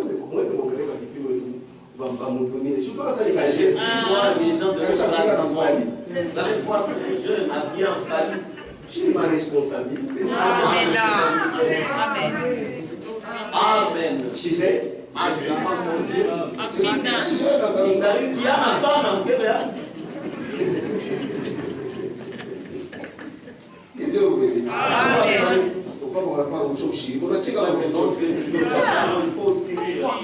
Amen. Amen. Amen. Écoutez, quand vous faites quelque chose, non, tout Dieu me reconnaît. C'est de mettre tout ce que vous avez en tout premier lieu au service de Christ. Toute votre force, toute votre âme, tout votre cœur, tout votre esprit, tout ce que vous possédez. Quand vous faites quelque chose, faites-le correctement. Ou ne le faites pas du tout. Vous voyez, laissez simplement cela de côté.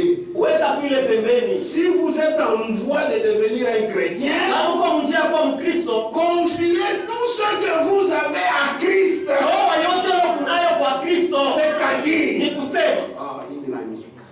C'est-à-dire votre temps,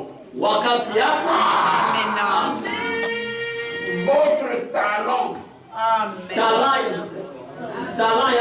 zawadi kila unaweza kufanya facilement.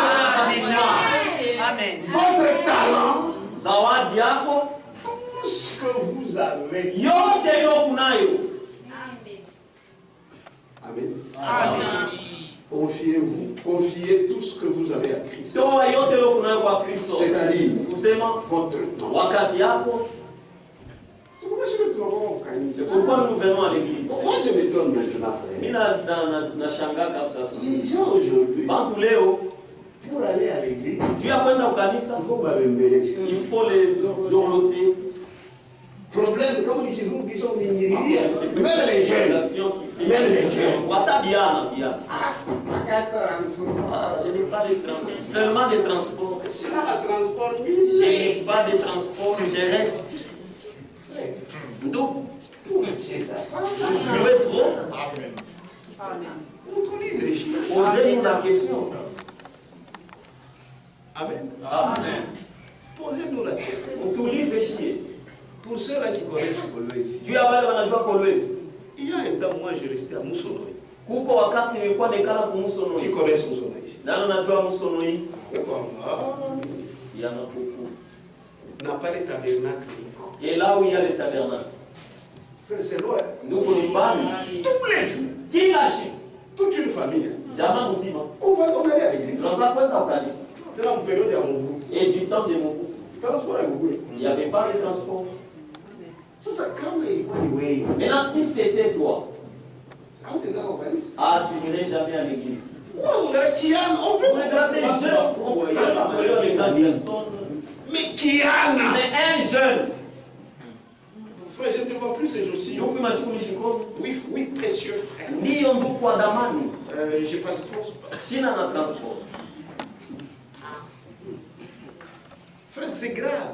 Donc, il y a ça, C'est très grave. il y a ça, et ça. Amen. Amen. J'ai terminé mes études secondaires. Je suis revenu chez nous. Il m'a dit ça dans son secondaire. On allait à Mampal. Non, ça peut être Mampal. Frère, Mampal, il y a là, il n'y a pas de manking. À Mampal, là-bas, il y avait plein de vélos. Les véhicules sont aujourd'hui. On a le pied, ouais, la jupe pas déjà pris toute la vous m'appelez. vient du Bel-Air. Bon, bah. Les gens les voir. Mais aujourd'hui, mon âge, Aujourd'hui, vous êtes rassasiés. mon âge, on a fier. Vous avez maintenant de Je fier. n'ai pas de transport. Ici, dans un transport, Tu veux qu'il y ait bus? vous mettez les bus. Comment moi, si on a un bus, on n'arrive pas. À l'école, vous voyez des bus, on paye. Dans mon temps, ça vous dit. Frère, ce n'est pas correct. Nous voyons dans le Il n'est pas tunaitumikia. cette parole ici, nous travaillons pour ça. Amen. Amen. C'est la vérité. Ni ukweli. Votre temps, Wakati yako, votre talent, zawadi yako, tout ce que vous avez. yote lokunayo. Que Dieu vous bénisse. Abariki. Il continue. Anaendelea. Il donne un exemple. Analeta mfano. Oh, je viens juste de voir ce jeune garçon-ci. Unatokea tu kuona ukiana mwanaume, C'est là, ni pale, votre femme. ni bibi yako. N'est-ce pas? Frère Burns, c'est votre femme. Ni bibi yako. Ce jeune couple, Hii ndoa kiama, hii ndoa ya sasa joue et chante ici inaimbaka hapa, une sorte d'instrument. inapikana Une sorte hapa, banapingaka kinanda inanda kimoya hivi Il le gratte et le pèse. na alekalana ipika. Ils font quelque chose pour le Seigneur. Anafanya kitu kimoja hivi juu ya Bwana. Si vous pouviez faire cela Kama unaweza kufanya vile et chanter, na kuimba, c'est gagner les âmes. ni kuwina manafsi. Amen. Je trouve ça, c'est pas chez tout le monde.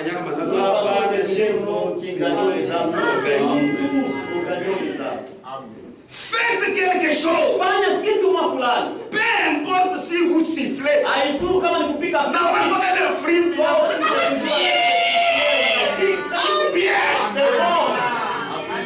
Amen. Si vous sifflez, eh bien, sifflez. C'est pourquoi vous allez me remarquer si un frère n'est pas là. Quand on va dire ça, Kishinka, Aïda, n'est pas là. il a Yashina, Il n'est pas là. Edouard. Bon, si c'est beau, ce sont des fleurs là, les gens des fleurs. Donc vous savez sentir que Il n'est pas là. Il n'est pas là. Papi, maman, mi, moi, Vous chantez les cantiques. Vous frère moi au monde. Ça fait du bien. Tout ça c'est bien. Tout ce que tu fais, fais-le pour le Seigneur. Faites juste quelque chose. Témoignez. Ou faites quelque chose pour le royaume de Dieu. Tout ce que vous possédez, utilisez-le pour le service de Dieu. Tout ce que vous possédez, utilisez-le. C'est pourquoi il y a des langages qu'il ne faut pas dire. Toka. Chacun a affaire. Et puis on ne vous trompe pas. L'œuvre du Seigneur n'est pas attribuée à un seul homme. C'est vrai, il y a celui qui représente. Mais même celui qui représente cette œuvre, si vous n'êtes pas là, il a chiré. Est-ce que ça va se faire entendre? Ce matin, ici, il n'y a personne. Je viens ici. Même matin, il y a aussi une affaire de Dieu ou quoi? Même aussi, c'est parce que vous êtes ici, personne. Là-bas, personne. Dehors, personne. Ici, personne. Il est aussi, il t'a couru. C'est onction qui viendra. Attends, mon médecin, même si le médecin est là, il va perdre 10 kilos. Il pourrait perdre 10 kilos. Parce que les soucis. Parce que c'est le souci. Ça fait quoi? Frère Kachingé. Où est Frère Kachingé? Frère Wapol, où est-ce qu'il est? Tel frère. Ce sont ceux-là qui me font, qui me donnent la force. C'est pourquoi, frère, j'ai toujours dit, même pour les âmes, moi je ne sais pas combien d'âmes j'ai amené à Christ. Je ne sais pas. Avec exactitude, puisque chacun travaille. Chacun travaille. Il y a même des soeurs qui amènent les amis. Les frères n'en parlons même pas. Travaillons. Mais l'homme veut dire travaillons. Mais il veut tirer le profit lui-même. Non, non. Malgré cela, Dieu voit ton œuvre. Et il va t'aider. Troisième étape, elle s'était reposée. Elle a attendu jusqu'à ce que Boaz il fait valoir son droit de rachat. Pour récupérer tout ce que Naomi avait perdu. Nous aussi, nous attendons notre pleine rédemption. Oui, frère. Aujourd'hui, tu peux te relever. Aujourd'hui, tu peux tomber malade. Aujourd'hui, tu peux perdre l'un de tes proches. Aujourd'hui, tu peux aussi manquer l'argent. C'est normal. Ça arrive à tout homme. Cela arrive et aux païens. Cela arrive à nous. Mais nous attendons la pleine rédemption.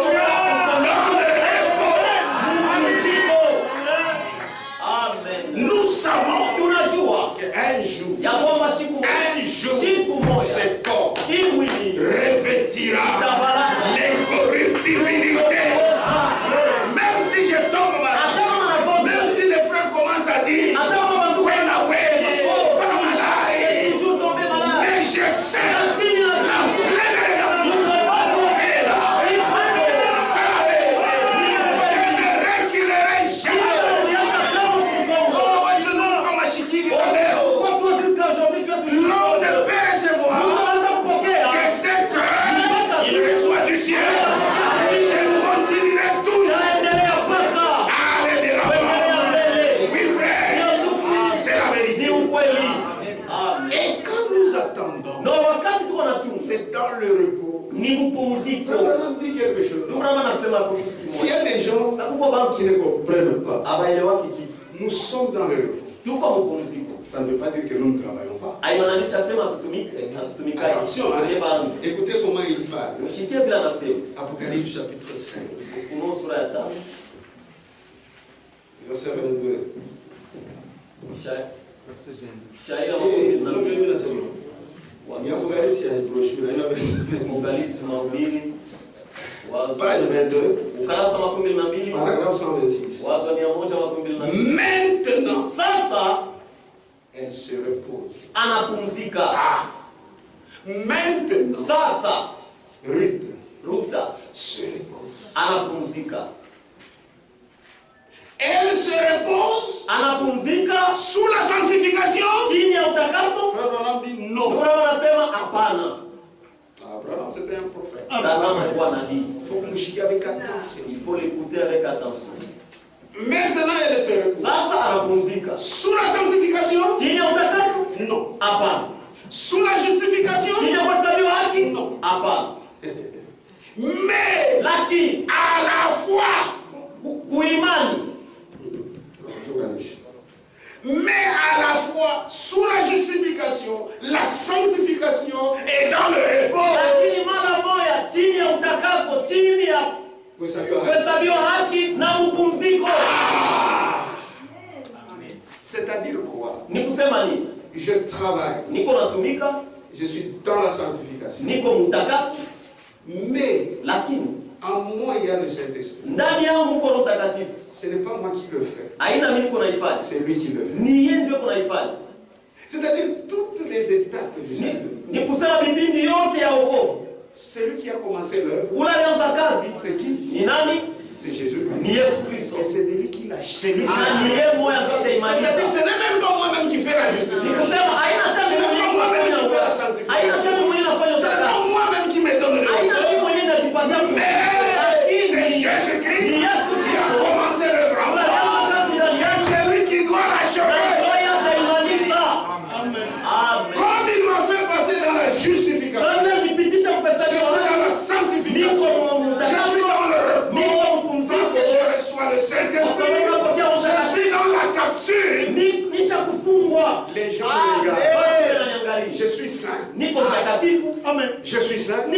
Si une sale vie vient, malgré que je suis dans le repos, je refuse.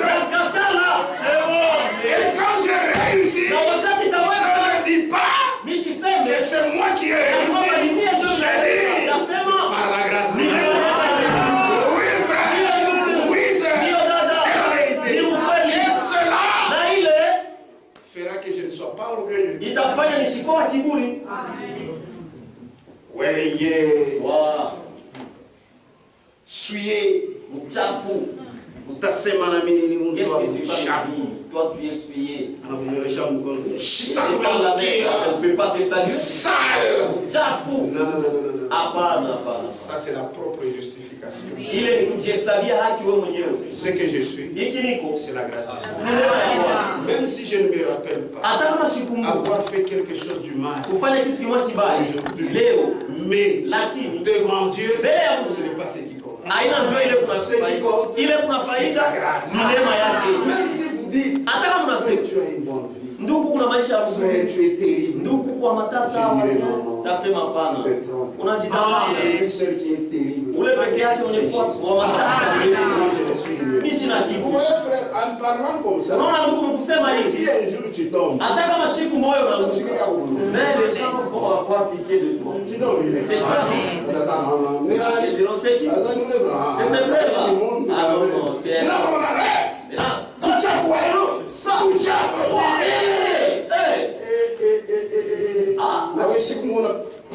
les juifs étaient bien. Viens voir. Il parle trop. C'est toi qui as C'est pourquoi commencé. l'église, j'ai toujours dit, Ndio kwa maana kanisa anasema il kila mara faut bien enseigner l'église d'une manière équilibrée. inapaswa kufundisha kanisa mnamna ya msimamo hapa katikati. Il y a des fois où vous arrivez dans une église, Huko mara nyingine unafika mkanisa, les gars, utaswaa, tu entends comment on enseigne. unashikia namna vile nafundisha, Mais on atayarisha bombe. ça on prépare une bombe. Que Dieu bénisse. La parole, Neno il faut la prêcher inapaswa comme le kuihubiri Saint-Esprit le veut. mpaka vile Roho Mtakatifu anapenda. Soma Branham. Lisez Branham. Branham c'était un vrai homme de Dieu. Na Branham alikuwa mtu wa kweli wa Mungu. Si toi-même tu vas de côté, Kama wewe unaenda pembeni, ni wewe moya. il a tout enseigné. Alifundisha yote. Il a donné tous les conseils de Dieu. Alileta mashauri yote ya Mungu. Amen. Amen. Donc il dit, Anasema maintenant, sasa elle se repose anapumzika sous la sanctification. chini ya utakaso? Non. Hapana. Sous la Chini ya justification. kuhesabiwa haki? Non. Hapana. Mais à la fois, Lakini mara sous la moja justification, chini ya la kuhesabiwa haki, sanctification chini ya et dans le utakaso repos. na mpumziko. Regardez Mwone comment nous sommes venus à travers la justification. namna kani tulikuya mkuhesabiwa haki kupitia kuhesabiwa haki, La sanctification. utakaso. Et maintenant, Sasa dans le baptême du Saint-Esprit, ubatizo wa Roho Mtakatifu, se reposant, tukipumzika, attendant. tukiongojea Et nous n'excluons rien. na tutoshe mokitu. Même quand nous attendons, Hata kama tunachunga la justification est là, la sanctification est là, mais dans le repos, nous attendons la pleine rédemption. ukombozi wa utele.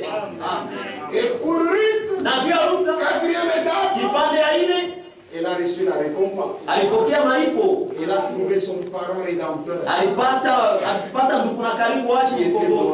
Ule alikuwa Boazi. Amen. Amen. Elle a été attentive Alikuwa msikilivu à ce que sa belle-mère Naomi lui disait. ile mama yake Mungu anaanza kumwambia Parce Naomi, que c'est Naomi qui connaissait ce qu'il fallait kwa faire. sababu ni Naomi alijuaka bila kupasha kufanya. Amen. Amen. Jusqu'à ce qu'un jour, Mpaka na pale siku moja il lui a dit, akamwambia, ma belle fille, mtoto wangu je veux que mwanamke, tu trouves ton repos. napenda upate pumziko yako. Aujourd'hui, Leo il n'y a pas de travail. hakuna kazi, Va, wende cherche là où tafuta kule celui qui a le droit de l'achat sur toi. kule kuna halali ya ukombozi juu Va yako. dormir. Wendo kalale kule, Va, wende sous ses pieds. wendo lale kumikulu yake, Il est dans le repos. eko mpumziko Sous ses chini pieds. ya mikulu yake. Dors seulement là-bas. Lala tu pale. Alléluia.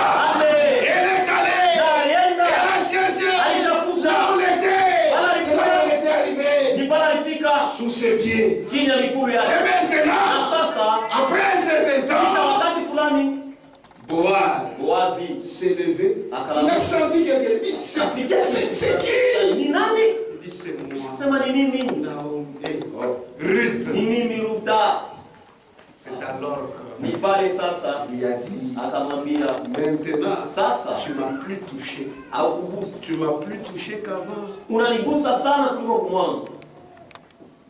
J'ai appris toute ta nouvelle. Nilisikia habari yako yote, J'ai vu ton travail. niliona kazi yako, Et maintenant, je vois ce que tu as fait. na sasa mimi naona Tu tunafanya. es très jeune. Uko kiana sana, Tu aurais pu chercher des jeunes. ulipasha kutafuta biana, Mais tu es venu à moi un vieux. lakini unakuja kwangu mimi Et mzee. ça va. Sema sawa, Je vais te racheter. takukombola. Mais Lakini il y a quelqu'un kuko mtu mmoja qui est avant moi. ule Qui a le droit anastahili de rachat sur toi. ule kuna halali ya ukombozi Nous juu allons lui yako. poser la question. Kamuuliza uliza, C'est vrai, Boaz était le type de ni Christ. kweli Boazi alikuwa mfano wa Kristo? Nous allons lui poser la question. Tutamuuliza uliza, S'il accepte, kama anatika il va te racheter. atakukombola, Mais s'il refuse, moi je lakini suis kama prêt. anakataa na mimi niko tayari. On l'a appelé, Wakamwita, il a refusé. alikataa, Et Boaz na Boazi l'a racheté. akamkombola, Et il y avait des témoins. lakini kulikuwa bashuhuda. Amen. Amen. Il exige à l'autre. Anashurutisha kwa mwingine, Prends ton soulier, sema beba kiatu yako agite-le uitekeshe, pour savoir que tu as refusé. bila kujua kusema Et unakataa, que il me revient de plein droit na inanirudilia na halali yote pour la juu racheter. ya kumkombola, C'est ainsi qu'il paya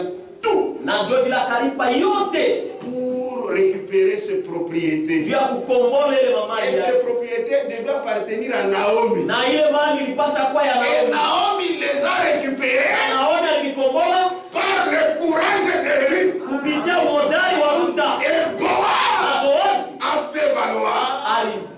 alionyesha, Ah, et après quand il a racheté, na kisha alikombola mara moja. Ruth Ruta était prise en mariage. aliolewa, Et après, na kisha Dieu l'a béni. Mungu alimbariki, Elle a accouché. alizala. Que notre Dieu soit Mungu loué. wetu asifiwe. Et si vous voyez cette généalogie, Na kama unaona ile ça uzao, remonte vers Christ. C'est pour vous dire, ndio kuniambia même nous, atashi il y a une récompense kuko malipo qui nous attend ile la pour kuchunga tout ce que nous faisons. ile yote Ne tunafanya. pleure pas, Usilie, ne recule